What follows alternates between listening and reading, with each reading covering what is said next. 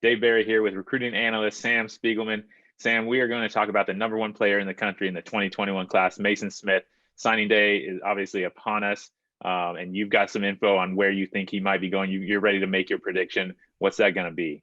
Yeah, Maason Smith has a final five of LSU, Georgia, Alabama, Florida, and Miami. Going into the final couple of days of this decision, I'm hearing it's down to two. We don't know the two in particular, but there's good reason to believe it's LSU and Georgia. Alabama could also still be in the mix. There's a chance they get him on campus this weekend, but he seems destined to play somewhere in the SEC next year. He is going to be graduating in December and enrolling in campus early next year. I think all signs probably point to LSU. If you listen to our podcast when we had Maason Smith on, he went into big detail about just how comfortable he is with LSU, with his relationships with Coach O and Christian Locketer, who played for LSU a couple of years ago and has been instrumental in his recruitment. But Trey Scott of Georgia, Kirby Smart of Georgia have made this very close. Georgia hasn't always come into Louisiana to get the number one prospect before, especially a five-star.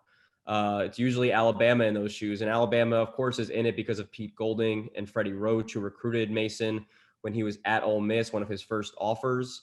But, I think the familiarity with LSU in a very strange year comes to the forefront. I know he's visited LSU, Georgia, and Alabama privately over the last couple of months, including the last couple of weeks. But in the safe bet right now is probably the Tigers, just based on those relationships, not because it's close to home, but they've been recruiting him the longest. And in a weird year, you kind of have to go with the one thing and that's consistency amongst the coaching staff. All right. Well, that'd be big news, obviously, for the Tigers. One thing I did want to ask you about is a guy who I've seen a lot of and talked to out here, Corey Foreman. There was talk of the two of them playing together. Do you know anything about that, and if there's any truth to that? Yeah, I mean, if you look at some of the commonalities amongst their finalists, you look at LSU and Georgia, and both are possibilities for both of those five-star linemen. And I think in an ideal world, they would love to play together. We talked about package deals for years and years, and sometimes they work out and sometimes they don't.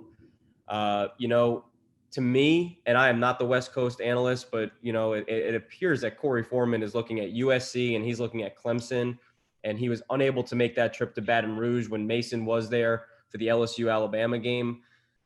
Foreman has been in Baton Rouge and he's raved about his time there. He led the meeting to Georgia a couple of months back when Maason went to Atlanta to be with Corey and visit Georgia. So both of them are certainly possibilities. It just seems like Foreman is more likely to end up on the West Coast, and Maason is probably more likely to stay in Louisiana. But we'll see. Signing day can be crazy, but it seems like this package deal is not going to come to fruition. Yeah, we'll see. It'd be kind of interesting to see if it did. Two top three guys on the defensive line.